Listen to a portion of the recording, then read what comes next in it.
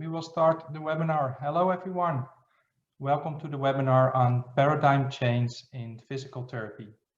My name is Bastiaan Meijer and I'm the marketing manager for David Health Solutions. Let me explain what today's structure is going to be. First, we will start with a presentation by David CEO and founder, Mr. Arno Parviainen. It will last about 45 minutes. Afterwards, there will be an opportunity to ask questions through the Q&A mode. You can find the Q&A mode on your screen next to the chat functionality. The Q&A will take another 50 minutes. We probably need to select a few questions because we cannot answer all the questions in only 50 minutes. But we are happy to answer all your questions by email or in a personal meeting. Then I would like to invite Arno to his presentation. Thank you and enjoy the webinar.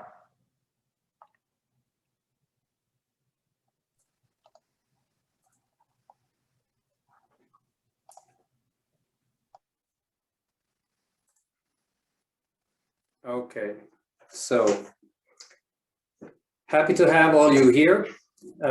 Quite a few people attending. I'm surprised how successful this has been. So I certainly hope that this meeting will be worth your while and you will get some new ideas and insights through this webinar. Our topic today, like Bastiaan explained, is paradigm change in physical therapy. This is something we have been following closely in the last years. And we can see that this development has actually accelerated quite a bit in the last few years. Typically, we talk in these seminars about biomechanics and medical side, and this is fine. But I think that what I've seen now happening is that people are more interested to understand how this new technology can be used in a practical setting and what are the financial implications. So I will give first a short introduction into what we are talking about, and then we can talk about the, let's say, financial viability of the concept. So let's get moving. The area we are talking about is musculoskeletal problems, the #1 cause for people to live in disability across the world. And for clarity, I want to emphasize, we are talking about chronic, we are talking about degenerative, pre and post-operative cases. We are not talking about acute cases. There are other more suitable means of treatment for the first phase of acute until these people are ready to move or become active. So what we are going to cover today. First, why exercise therapy has become the treatment of choice, why the guidelines have been changing, a little bit backgrounder to that. Secondly, in this new opening situation, how technology can help. And the underlying reason here is there is only so much a physical therapist can do with their hands or extension of their hands like electrotherapy or other means. So technology in many other businesses has changed the landscape. In physiotherapy, it's still pretty old school at the moment. And finally, we will talk about these new business opportunities that this new situation opens. But the main question is, does this new approach make financial sense? And we will go into the numbers, the logic behind the numbers, so you can get a good understanding what it's all about. Okay, so why are guidelines changing when it comes to treating musculoskeletal problems? First of all, many of the existing treatment modalities that have been routinely used are put into question, and there are good reasons for that. So let's say there are 3 examples here from surgery. One is shoulder impingement surgery, Very nice study in Finland where two groups, one was just diagnosed, the other one had surgery on, but in the end, after 2 years, there was no difference between the groups. Makes you ask, why should we operate? Another one is meniscus tears, as again, operated, non-operated, end result, pretty much the same. Again, degenerative meniscus tears, should they be operated at all? And finally, the heavy-duty surgery, which is fusion. And we can see that, again, some of the findings show that no significant differences in the outcomes. And we all know that this is a pretty radical operation and is also risky. Some people say it's about 25% success rate, 75% either being the same or getting worse. MRI is not a treatment, but it does lead sometimes to wrong conclusions and wrong treatments. Evidence shows very clearly that there are a lot of false positive findings. On the right, you see this chart showing how by age these findings increase almost exponentially, and it's very difficult to connect the findings and the pain. So unnecessary imaging can lead to unnecessary procedures. And again, here there is caution put into play, and many guidelines actually do not recommend this in the first stages of the problems. Injections, corticosteroid is very effective pain relief, but multiple times it can cause potential tendon degeneration, and many insurance companies are not, let's say, very happy to pay for multiple injections, and so they want to see some long-term effects. And if you do relieve the pain and start activity, then this might be the road in the future. Manipulation has its place as part of the total regime, but alone it doesn't show any difference compared to other means, other interventions, and especially long-term. Electrotherapy is very popular, and again, very little evidence, and many insurance companies and social insurance systems do not reimburse it anymore. Here is a study with shockwave therapy, one real one just making the sound, and no real difference found between those two treatments.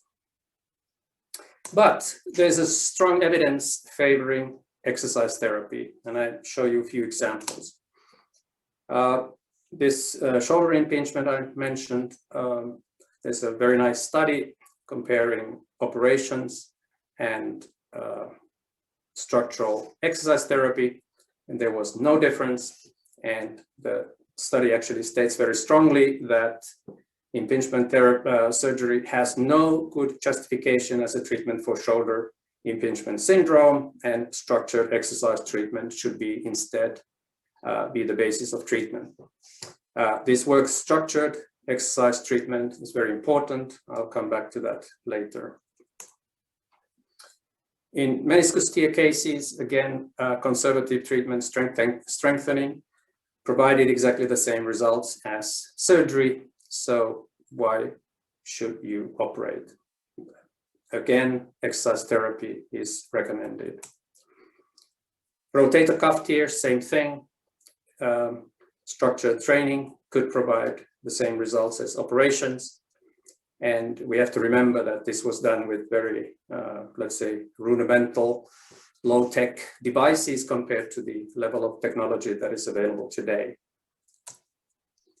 On the spine, there are multiple studies showing the efficacy of exercise therapy. I just picked that one, which was published in Spine magazine, done with the David devices, and logically, the treatment program, exercise therapy program, was more successful in reducing pain and self-experienced disability. and endurance. But in medical world, it's the big meta studies that really tell where the direction goes. Here is one starting from 4,000 studies and then down to 146 high quality studies, saying the same thing, that yes, self-management advice and psychological interventions are important, but exercise therapy was the one that had the best scientific evidence, had the highest efficacy or effect, and also short and long term. So I think that today there's really no question about whether exercise therapy should be used, but I think it's more a question of what it is, how it is administered, how it is measured, and so on. As an icing on the cake, I will show this table. This is from an article in The Lancet, and it was a 3-article series for low back pain, call for action. And they had a pretty blunt sentence in this article saying that current treatment methods are either inefficient or dangerous for the patient. And there has to be a radical change with the attitude how these problems are going to be treated in the future. For me personally, this is kind of a vindication. We knew 30 years ago that exercise therapy is very beneficial, but we were always the last tool in the toolbox. Everything else was tried first, and then people were put to rehabilitation when nothing worked. And rehabilitation was typically in institutes where people spent a few weeks, came back and got back to the same condition again. So there was really no help. The fact that it is now first-line treatment, it is really, really gratifying to see. And I think it's about time, and we are happy to be part of this change. So we understand that exercise therapy is a way to go in the future, but then the question is how technology can help. And like I said in the beginning, we must understand the limitations of one physical therapist, what they can do actually in this situation. And to outline the issues, we can discuss some of the drawbacks in present physical therapy in this new environment. The first thing is that most of the programs are pretty random. I'm not saying that a particular therapist could not work in a structured way and get even really good results using traditional means. I'm talking about the field in general, meaning every therapist has more or less their own toolbox, they have their own methods, and there's very little collective learning happening because so many different variations exist. So definitely, if we want to develop a more systematic approach, something has to be done. An area that for me personally has been a shock is actually how totally wrong most of the biomechanics are in the devices used in the medical world. In some cases, I could say that some of the stuff is even worse than in a fitness club. But that is the case, however. Those tools being used some of them are really bad. And here is a case, for instance, it's an extension of the knee. And you can see that in the movement arm, you have a weight plate, which basically causes the load to increase as you extend your knee. But the truth is that when you have an extended knee, it is the weakest point of the movement and there should be the least amount of loading. So it's not only wrong in terms of efficiency, but it can be also not very good for the knee joint because the load is highest where the system is the weakest. And definitely it's not comfortable for the patient. So most of the stuff, if you talk about rubber bands, pulleys and others, they have pretty bad loading curves. and the control of range of motion and other stuff is not very good. Another area where big problems exist, especially considering the future, is the low productivity. So when volumes grow, you have to have more therapists. And when you talk about business sense, there are not many variables that you can actually play with when you work one-to-one with a patient and a therapist. Area that is also a problem is patient compliance, and this covers both how they are doing their exercises, do they follow the orders, and do they actually do what was planned to do, and then of course how they do their exercises when they are not under the supervision of the therapist at home or at the local fitness club or wherever they are being told to exercise. So poor compliance, no pill taken, no benefit. That's quite clear.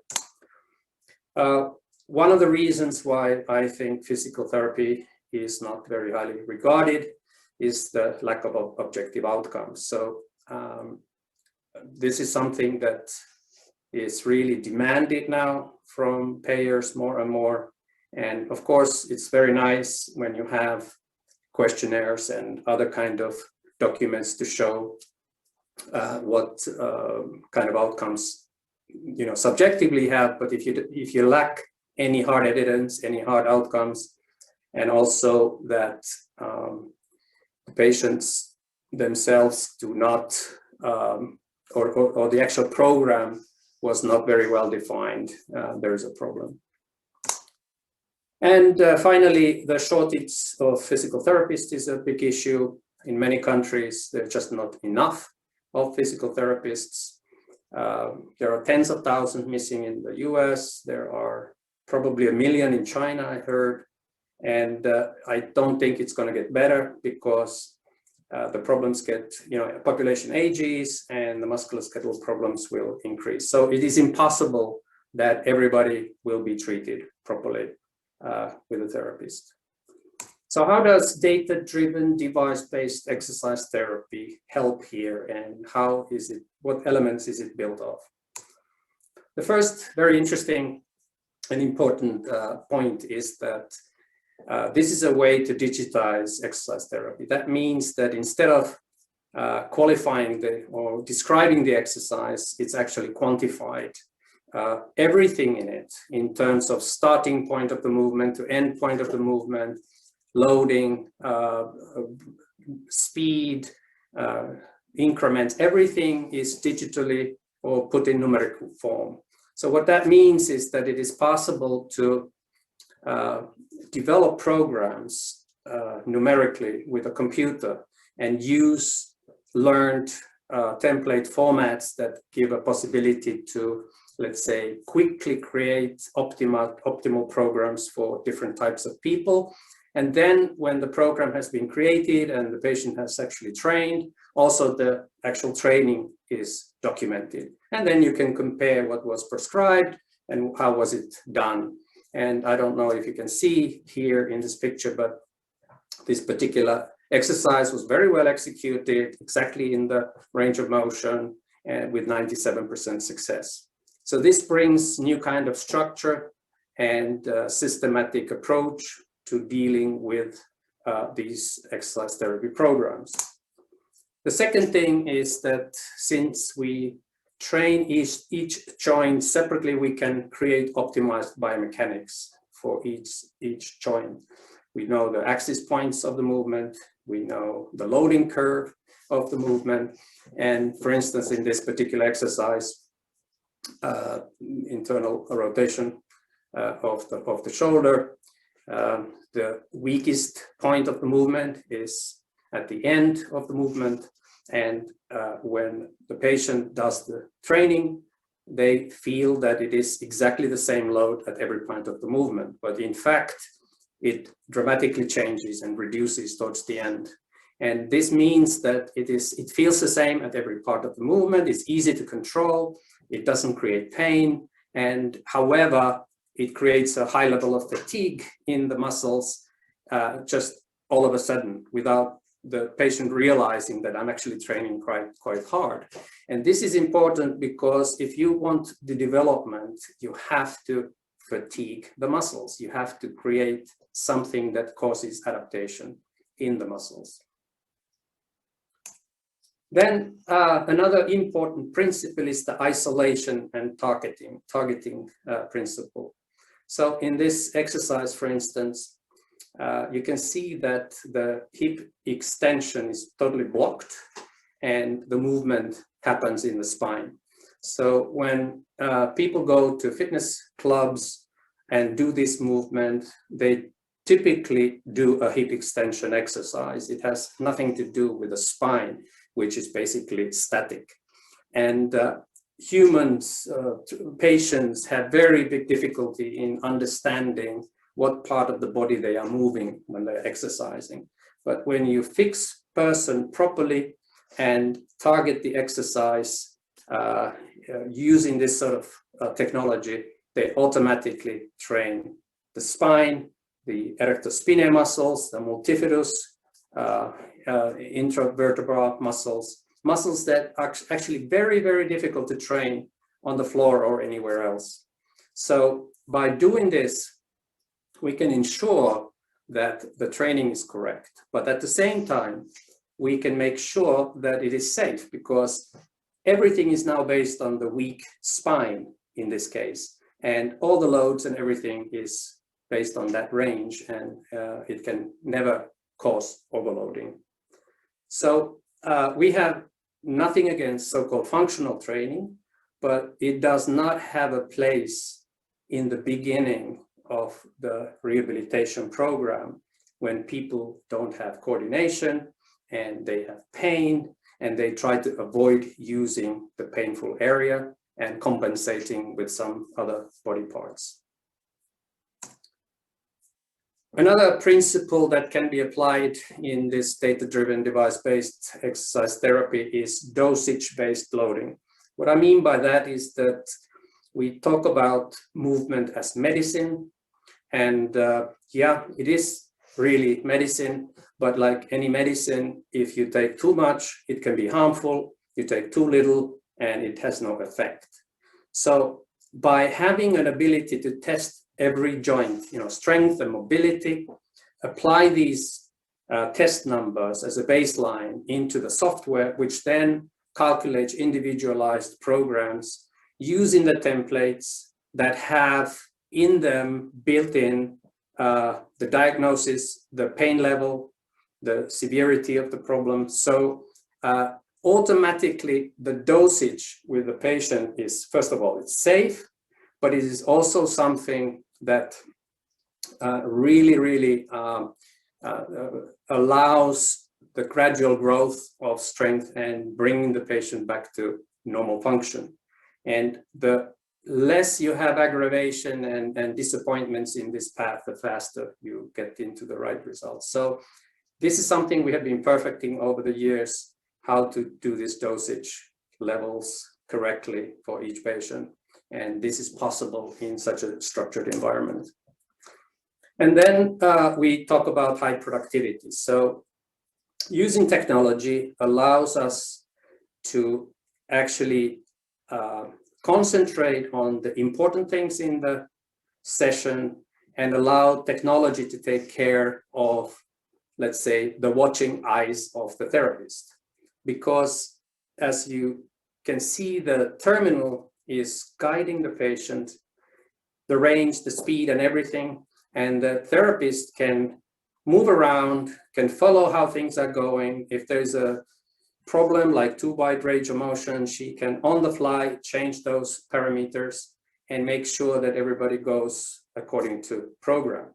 And it doesn't matter if you have 1-to-1 patient therapist or 1-to-10, the average compliance or quality of the training is around 92% in these centers. That means 92% level of quality in each individual training session. That's very, very high. And so the role of the therapist is not to make sure they do more accurate training. It is to motivate them, to help them out, to adapt the programs and so on. And you can do this easily with more than one patient. You can have 6 patients, you can have 10 patients. And finally, the automatic documentation system. So all the tests are automatically stored in the cloud. All the training data is there. All the questionnaires pop up automatically when necessary. And all of this happens in the background. So this is something that is extremely important, not only for proving to the payers and others that we are successful in the treatment, but to learn. If you know the baseline and then you know the outcome, but you do not know what's happening in between, there's no way you can learn to develop the program better over time. But when you document everything that was done inside the program, you can create a loop and learn from this. And this is an exciting area with these algorithms that we're working with to learn to improve the protocols for each target group. So even though we explain all of this and people basically should understand all of this, we still get a question most of the time.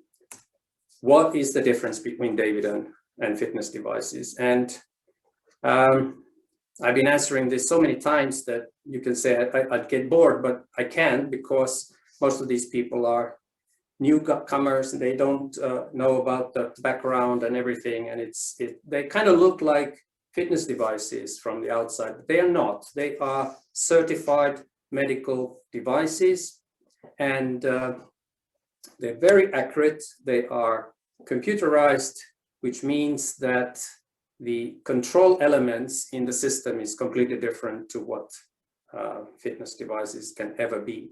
And so in order to make it more easy to understand, we have used this analog that it is like comparing this to this. So both are good for cutting, but you would not go to an operating room with a kitchen knife. So they have their place, but they are different. So in that respect, when people learn to understand a little bit deeper, the difference is, there is no question, but it's always something we get asked in the beginning. Okay, now let's move to business opportunities that this new technology market opens. And you can say that, yeah, it's there, but does this investment make any financial sense? And investing in healthcare is nothing new. People are spending millions on high-tech devices, and nobody would pay a penny for these unless somebody developed a business model over time that justifies these investments. So there is a kind of history which makes the next MRI guy, it makes his job easier because he can say, yeah, we do the same but better. But if you go to physical therapy world, it's a little bit different. The investment size is from hundreds to a few thousand, and there is no tradition to look at it from the business point of view. What therapy centers are investing is people, and that's perfectly fine. Good people do a good job, but people are not machines. You cannot depreciate them. You cannot amortize them over a year. So it's a different world, and therefore different to comprehend. And one of the questions we get asked a lot is, why should I invest when I get exactly the same amount of sessions without any investments? So yeah, that's a valid question. And in many countries, like in the US, this is exactly the case. If you want to get paid by insurance, you have to have one-on-one. There are countries like Germany, for instance, that allow one therapist to treat 3 patients and still get paid by insurance. The amounts are less than what you get paid in some countries for single patients, but at the same time, treating 3 makes a lot of financial sense. And for the insurance company, they know it's a structured program with accountability, and it's kind of a win-win situation. So I believe over time, this will change in the US as well. But when we start looking at it, this technology opens new opportunities that are beyond these insurance-paid markets, and we can look into that as well. But before we go there, we always have to ask a question, and actually it's the only question we need to ask is, do you have the patient numbers to make it work? So if you have, if there are the number of referrals that can fill up the clinic, everything else is just numbers and easy to work with. But if you do not have it, then definitely our job is not to try to convince you to invest into something that doesn't make sense. So there are many places where standalone clinics have invested in this, hopefully, and hoping that they are starting to get the volumes, but maybe they don't have the network to do that, and we don't like this to happen to anybody. So when we talk about the financial profitability of these sort of investments, we have to realize that the session price, how much you charge, is just one part of the equation. An even more important part is what is the session cost. So session price minus session cost times volume is the profit loss. And I will go through a couple of examples. Here is one example of a center that has one-on-one patients, 1 to 3 and 1 to 10. And we can see that the worker cost, staff cost is highest by far in the 1 to 1, 1/3 in 1 to 3, and only less than like 7-8% of the 1 to 10. And the reason there is that with 1 to 10 and self-paid, we can use self-paid models, we can use instructors, not like tech workers or whatever that you call them, but that you don't need to have physical therapists there. Then you have your facility costs, you have your investments, and if you think that €2.84 per session seems low, that is the case. It is exactly like that. It's all about volume, and having a live case that shows that that is the case. Then you have other costs like marketing and whatever. In this particular case, the center is big enough that there are managers who are not producing, so those costs are higher. But in total, you can see that the range is from €55 to €12 in producing a single session for the client. And then when we look at the income, €70 per one patient, 35 for 3 patients, and €20 per 10, then you can see that the 1-to-1 definitely has the highest margin compared to 1 to 3 or 1 to 10. But when you use the volume, then things turn around, because you have absolutely the highest volume in the 1 to 10 category, and the next on the 1 to 3. So when you look at the profitability of these things, you have to calculate not just the single session profitability, but overall what that means for the center. So how do you get this volume? First of all, you have to expand business hours. We see that many physical therapy centers are open only normal working hours. Some are extending it up to 8 o'clock or 9 o'clock, but they all have empty time. And when you talk about rent and investments and others, and you expand those hours, you can divide it with more numbers. So it makes a lot of sense. Then of course you want to expand your customer base. Typically this 1-to-1 patient is the starting point. In Germany, for instance, it is only used for testing and evaluation, and then the patient is immediately moved to 1 to 3 group. So we have also centers that have 1 to 6, 2-hour sessions, very serious cases, psychological problems, and one therapist can easily handle 6 patients. And then you have the maintenance 1 to 10, and this 1 to 10 is not really the upper limit. It's just a practical limit in many cases that 10 people at the same time in the building with certain devices and space is maximum, and you shouldn't really push it. But if the place is bigger, it can be bigger because these patients, these clients, you can say, are already through the program. So in some countries, it's a 3-month program, and that means that they already know exactly what they're doing. The therapist needs it, or the instructor has to do very little work with these guys.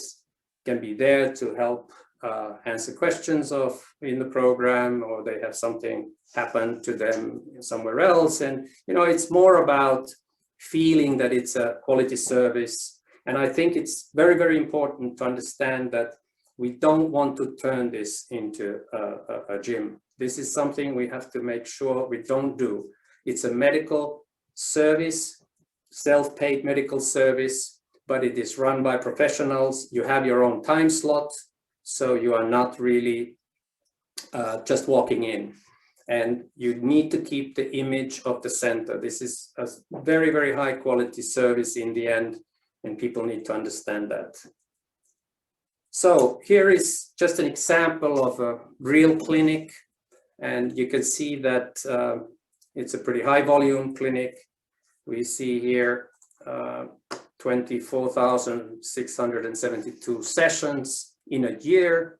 And why I wrote surviving COVID is really because if you look at the dip here, I think it's relatively mild thinking about the devastation that this problem has caused in healthcare in many, many places. So I think it's also a testament of the fact that if you have a high quality medical place that is well kept and where the protection is well taken, people are very safe.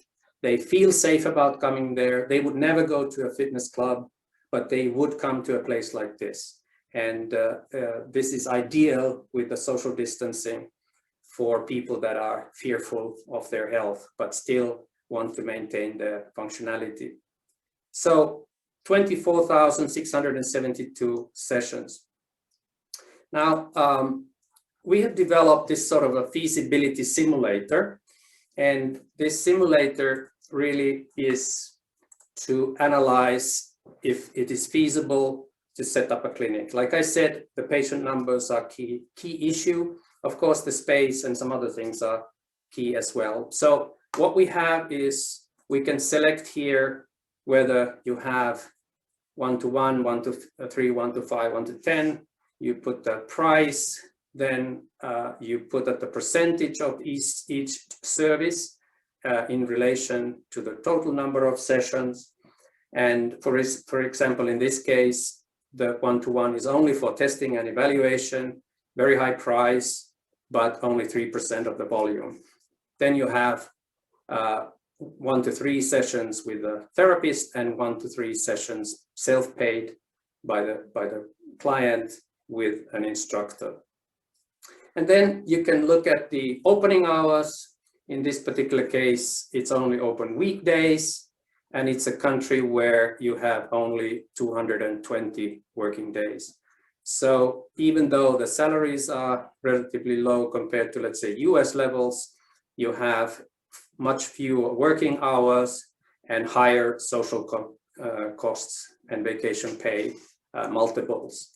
In this case, it says it has 5 therapists and 5 instructors, but if we look here, we can see that the effective hours are excess, so the staff balance is over, and we can change this to 4 therapists, and now it is within the acceptable range. And also we have 4 instructors, we turn that into 3.5, and again, we have the right balance. And then Down here we have annual rent for 220 square meter. Also here we can play around that if, let's say, we have 150 square meters, for this number of devices, it's just too small. And so 220 is the right number. So number of devices is 21 in this center. Write-off period, amortization 8 years, 80,000 other investments with 5-year amortization and 5-year payback time in the loans with 5% interest and 20% other costs from the turnover. So this way it is possible to modify how much other costs are involved if there is a manager or not a manager, and then we can see what the end result is. This is in euros and square meters. And we have another one for the dollar amount in the US. And in this particular case, we have only 1-to-1, around $100 per session. And then we don't have any groups with PT, but we do have 1-to-10 self-paid with an instructor and with a $25 session fee. And here there is a place in the US at the moment that has 30% insured and 70% are actually self-paid.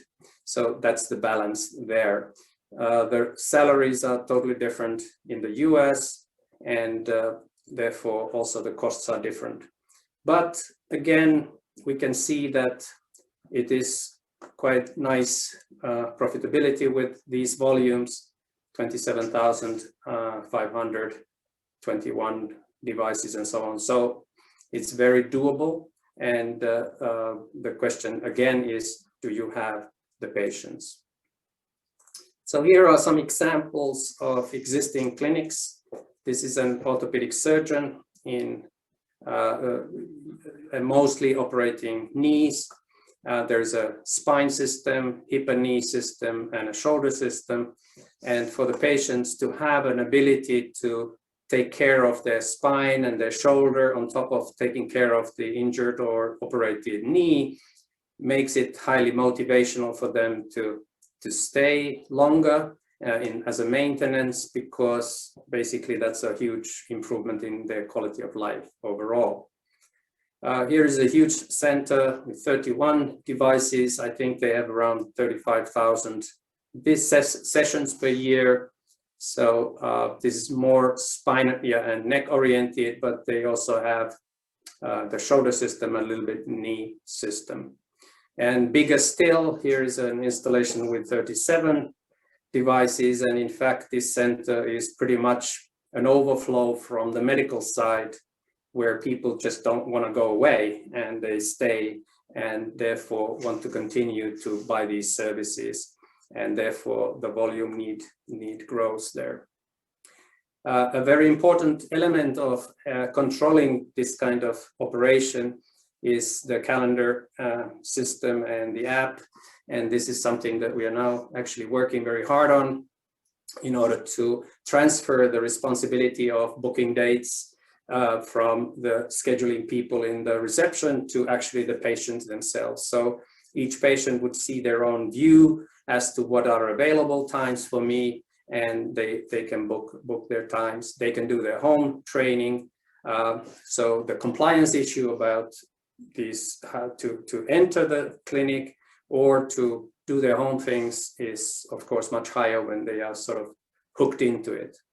And just to understand that there's a huge, big program behind all of this is, we call it EVE platform, evaluated exercise, which has the API for HL7 integration, and it has a planning module for training. It has the treatment element for controlling and progressions and data collection. It has outcome module where testing, reporting, data analytics, and then there's an ongoing development with the template design, feedback, and artificial intelligence. So it's a very, let's say, broad-based software that runs the whole operation. And we are getting a lot of cumulative evidence about how these systems work in different countries, and with the collected data, it becomes, you know, better and better, and we are able to understand what works and what doesn't. And in the end, I just want to end up with this. Let's beat COVID with using our system, because what we see happening is that problems do not go away, but it is possible to create a safe environment for people to come in. In our own case, we have, for instance, a lot of elderly people who are typically extremely afraid of going anywhere, in a shop or anywhere, but they are absolutely not afraid of coming to our center where we test these things because of the social distancing, the feel of on control of their own you know, lives and their own training. Okay, so that was my story in short. A lot of stuff in a very big time, but I tried to complete it in 45 minutes, which I succeeded. So next, I think it's time for questions. So let's find out what kind of questions you may have.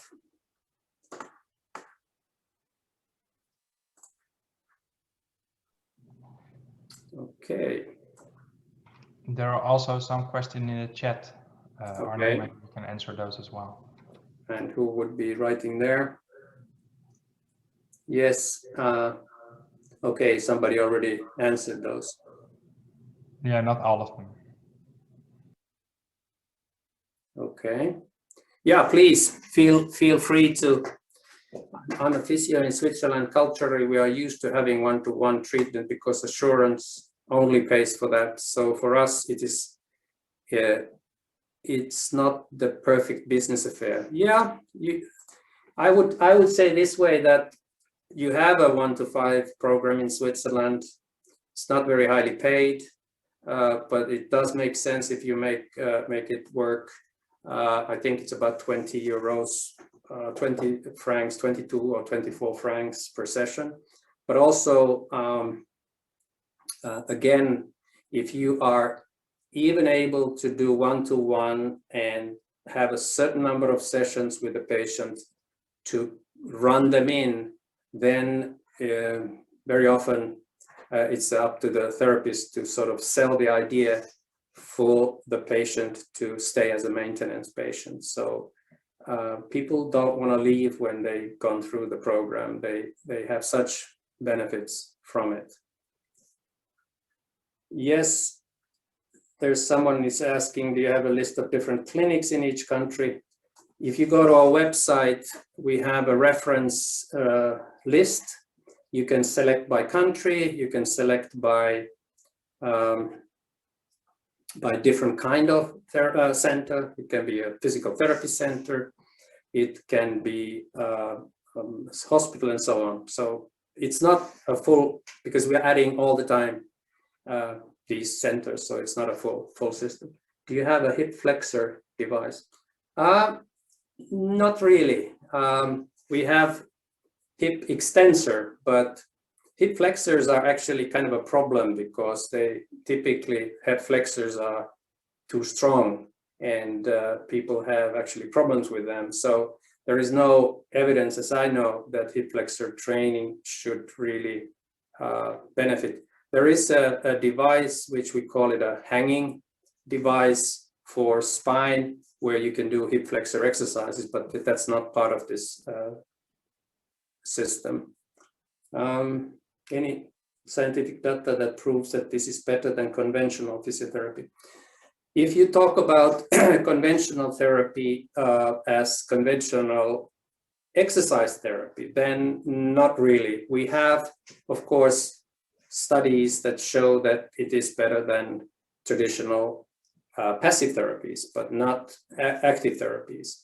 And I would say this way, that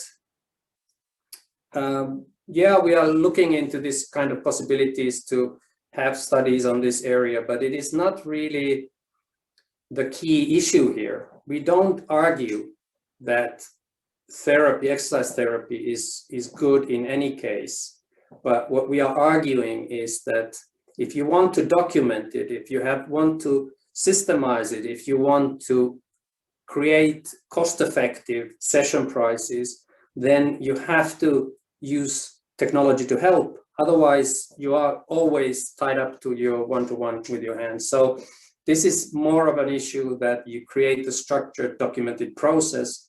And yes, I think systematically we do produce over time better results. I'm sure about that if you compare, across the board.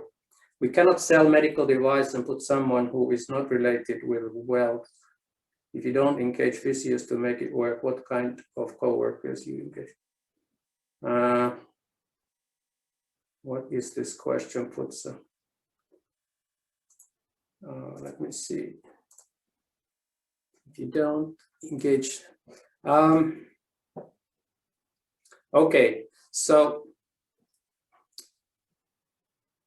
when you use physios, we of course recommend to have extremely knowledgeable people using the system, but we have to make a distinction between insurance systems that require certified medical person to do the job or self-paid person, and then you are not obliged to have a certified medical person there. So that's the difference, and I think that in many cases, a very experienced, in Germany they say Sportlehrer or instructor or whatever, they can be extremely good in many cases, sometimes better about training, but maybe not about understanding if something is suited for them, if it's a really serious patient. So I'm not suggesting that you should treat patients with non-medical person.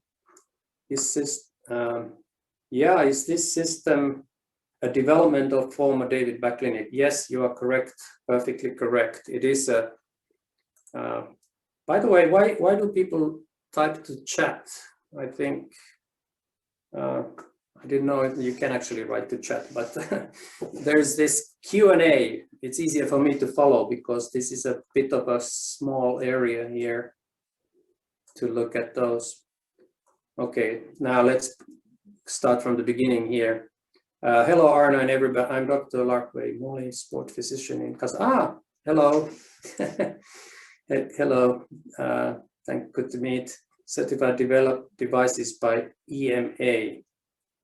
What would be EMA? Zhongcheng.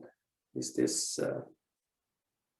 I need to understand what that is. If this is a certification in China, we have to say it's not yet certified in China, but almost everywhere else. Yes, your devices are medical devices. Yes, we have CE mark with a notified body. How is it possible to sell a medical device? Put example with instructors.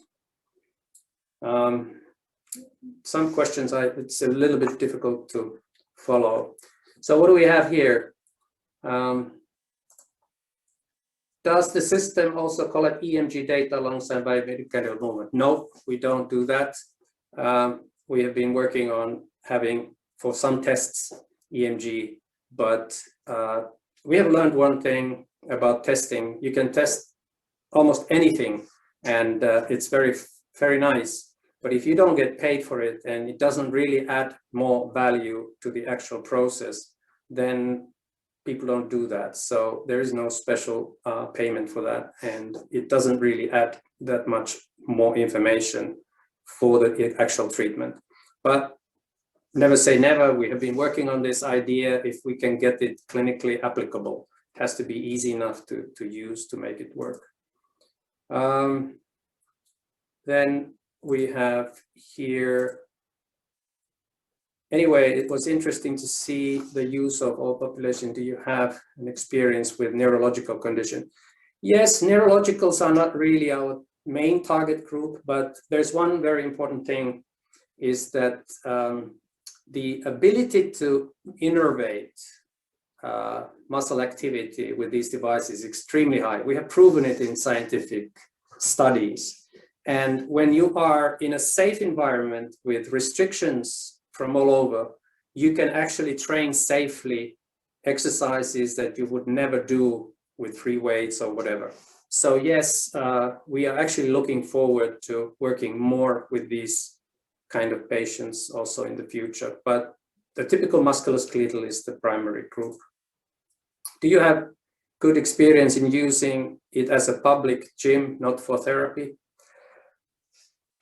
Well, we come from a fitness background, so we understand this market very well, but I would say this way, that it's a little bit too fancy for a typical gym setting, but there will be eventually in the future, and already now, market for, you know, not in the purely medical, not in the fitness, but something in between, elderly people that are ready to pay for quality and understand how this system works. We definitely feel like everybody should train properly with the proper devices, but it's just a question of how we want to profile the product. We don't want to go to the fitness market with this product. We want to keep it medical for many reasons.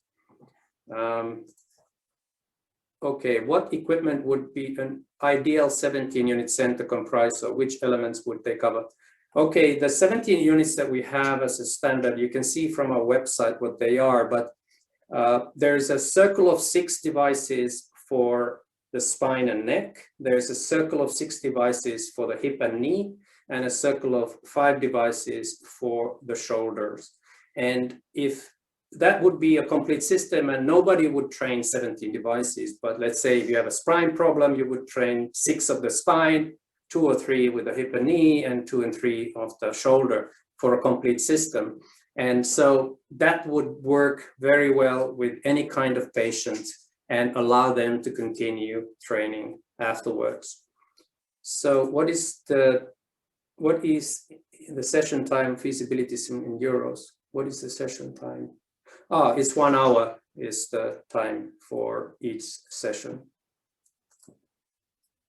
Okay, nice questions. Thank you very much for your good questions.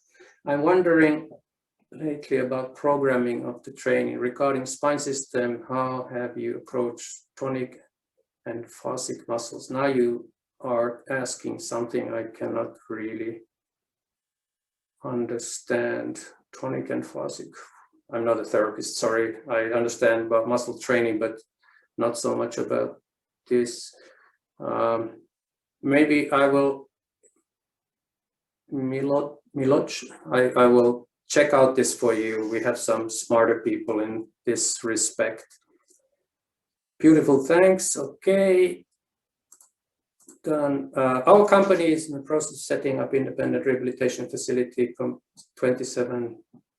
Okay, I will keep this as a comment. Maybe we can come back to you on this. How do you work with tendiopathy, and if you have any run? Well, anything that doesn't aggravate the problem is fine. So that's one of the beauty about using devices, that you can train basically everything except the sore area or injured area, and still maintain overall good health. So that's the good part of it. But specifically tendiopathy, I don't at least know about any specific programs. What publication research articles can I find regarding David?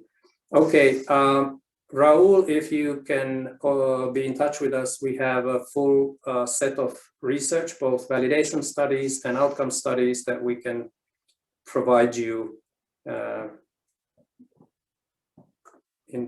Okay, what would be the cost of these 17 units? Well, this is a little bit tough question. Sandeep, maybe you talk to us.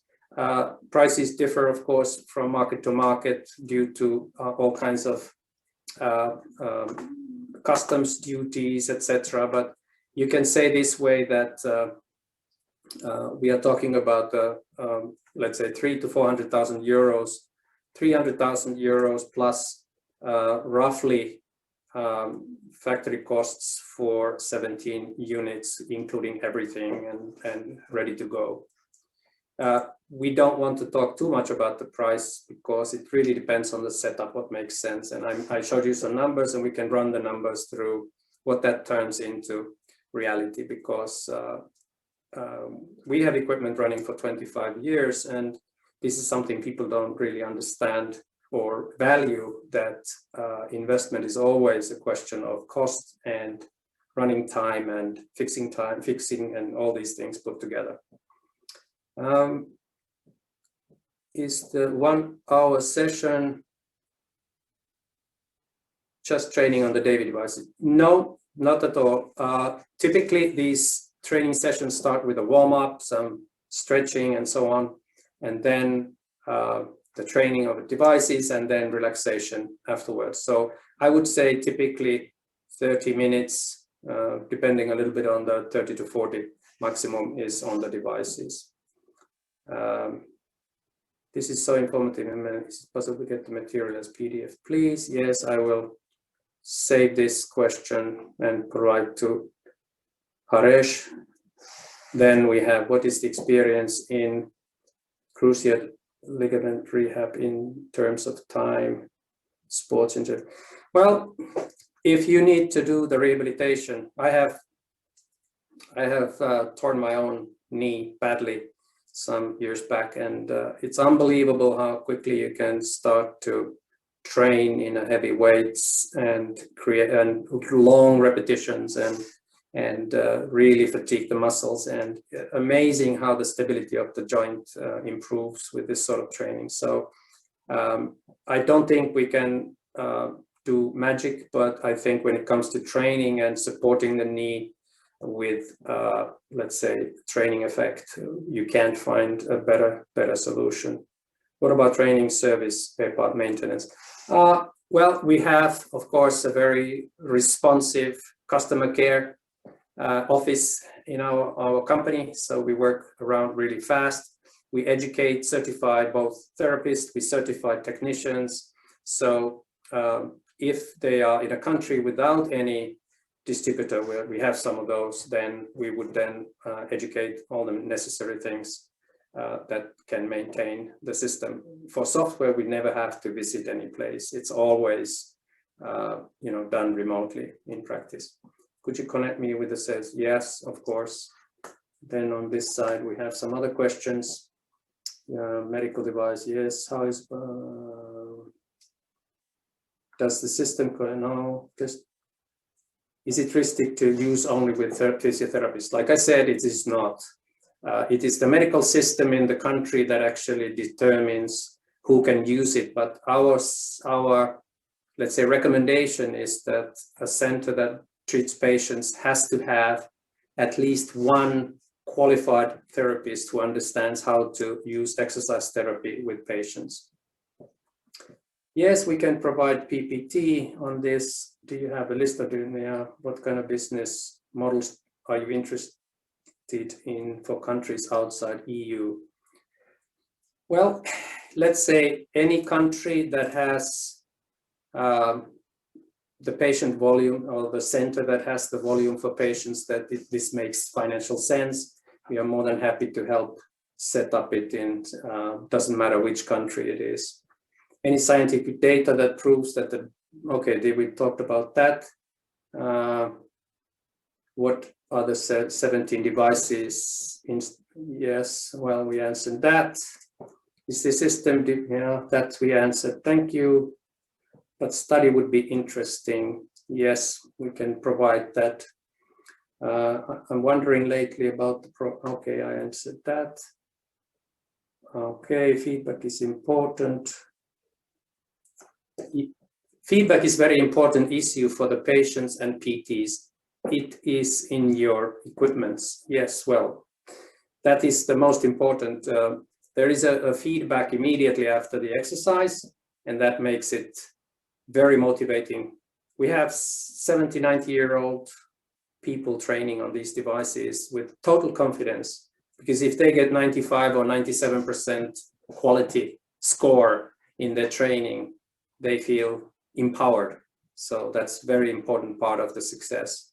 And of course, for any insurance systems around the world, it's a dream that we treat patients by insurance paid systems for 12 to 24 weeks or whatever, and then they take care of their own health with their own money for the rest of their lives. This is something that everybody dreams of, and we basically offer that opportunity, and a lot of patients actually take this opportunity to continue, and this is a huge savings for the always interesting.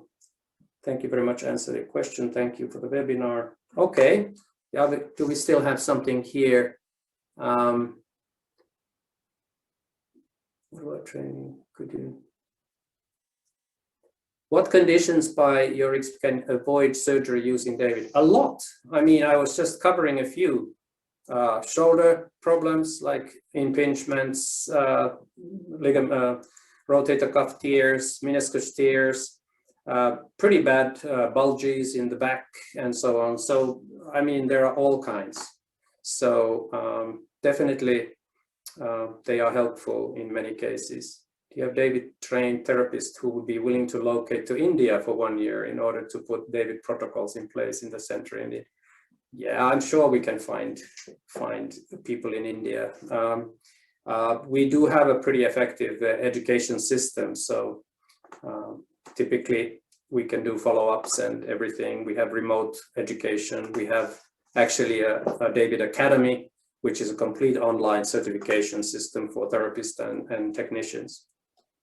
Okay, I think we have pretty much covered everything, and thank you for your activity. It was been very helpful, interesting to get your questions, and we are always happy to help. So afterwards, we'll send you some possibilities to actually talk to us privately, one-to-one, on this sort of online sessions. So you will be getting some sort of calendar where you can book up meetings if you want to talk about something, your projects or whatever. So we are happy to talk to you and help you out whatever way we can. Okay, Bastian, do you think? Yeah, I think we cover everything. So thank you, Arno, for a great presentation. Thank you. Yeah, if people have some questions, we will send an email out after the webinar with the recordings and also with a little survey about the experience of the webinar. And of course, a meeting link to plan some individual meetings with us. Okay, thank you all. Thank you, it was a pleasure, and we'll be meeting someday. Thank you, everyone. Have a great day.